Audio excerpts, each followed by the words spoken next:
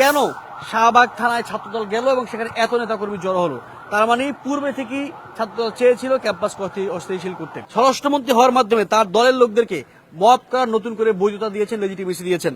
আমরা আজকে দেখেছি যে গত 2 দিন পাবনায় এবং চট্টগ্রাম সিটি কলেজে অস্থিতিশীল পরিবেশের পরে আজকে ঢাকা বিশ্ববিদ্যালয়কে গিয়ে অস্থিতিশীল করা হয়েছে এবং সেটা পরিকল্পিতভাবে। আমি খুব অল্প সময়ে কয়েকটি কথা বলতে চাই। প্রথম কথা হচ্ছে, আমি ছাত্রদলের কাছে প্রশ্ন ছুড়তে চাই যে আপনারা যে ফেক স্ক্রিনশটটি ছড়ালেন এজন্য আপনারা লজ্জিত কিনা। সেদিন দেখলাম সংসদে তথ্যমন্ত্রী বলছেন, সংসদে একজন সংসদ সদস্য বলছেন সরকার দলীয় যে সামাজিক যোগাযোগ মাধ্যম নিয়ন্ত্রণ করতে হবে সরকারকে।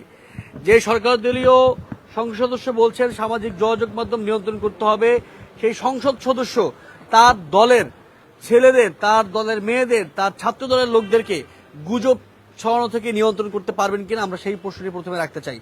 দ্বিতীয়ত বলতে চাই, ছাত্র দলের আজকে শাহবাগ থানায় কি কাজ ছিল? ছাত্রদল কেন শাহবাগ থানায় গিয়েছে?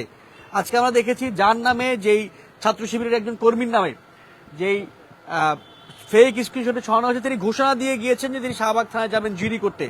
ছাত্র দলের পূর্ব ঘোষিত কর্মসূচি ছিল SM হলে, শাহবাগ থানায় কোনো পূর্ব ঘোষিত কর্মসূচি ছিল না। প্রশ্ন হচ্ছে, কেন শাহবাগ থানায় ছাত্রদল গেল এবং সেখানে এত নেতাকর্মী জড়ো হলো? তার মানে পূর্বে থেকেই ছাত্রদল চেয়েছিল ক্যাম্পাস অস্থিতিশীল করতে।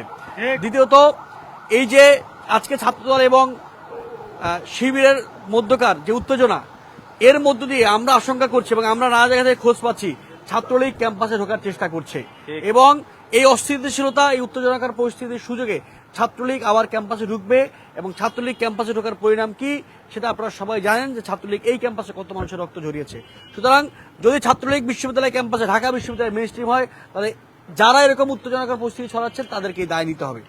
আমি তৃতীয় কথা বলবো যে আমরা স্বরাষ্ট্রমন্ত্রীর মুখে শুনেছিলাম তিনি মব কালচার শেষ করবেন।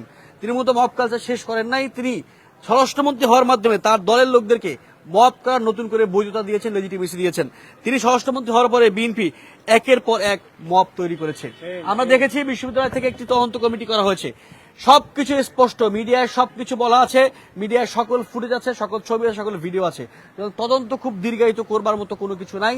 খুব দ্রুত যারা অপরাধ করেছে, আজকে যারা ডাকসুর নেতৃবৃন্দ, আমাদের সাংবাদিক সমিতির নেতৃবৃন্দ, ছাত্র শিবিরের কর্মীদের উপরে এই হামলা করেছে, তাদেরকে আহত করেছে, তাদেরকে খুব দ্রুত, অতি অল্প সময়ের মধ্যে বিশ্ববিদ্যালয়ের প্রশাসনিক এবং রাষ্ট্রীয় যে আইন, সেই আইন অনুযায়ী বিচারের আওতায় আনতে হবে। আমরা সেই দাবি করছি এবং এই দাবিতে, বিশ্ববিদ্যালয়কে শান্ত রাখার দাবিতে আমাদের কর্মসূচি বলবৎ থাকবে। আমরা আজকে সর্বশেষ বাংলাদেশের ক্রিয়াশীল, এই বিশ্ববিদ্যালয় ক্যাম্পাসে ক্রিয়াশীল সকল ছাত্র সংগঠনকে সংলাপে বসবার আহ্বান জানাচ্ছি জাতীয় ছাত্র শক্তির পক্ষ থেকে। আমরা আহ্বান জানাচ্ছি ক্রিয়াশীল সকল ছাত্র সংগঠনগুলোকে, আপনারা আসুন, আমরা এক টেবিলে বসে আমরা এই ক্যাম্পাসে কিভাবে ছাত্র রাজনীতি চলবে, কি কি জিনিসকে ভায়োলেট করা যাবে সেটা ঠিক করি এবং সেটা মেনে চলতে আমরা প্রচেষ্ট থাকবো। সকল ছাত্র সংগঠনকে সংলাপে বসবার, ক্যাম্পাস চার্টার তৈরি করবার আহ্বান জানিয়ে আমাদের আজকের প্রেস ব্রিফিং এখানে সমাপ্ত ঘোষণা করি। আপনাদেরকে আবারও ধন্যবাদ।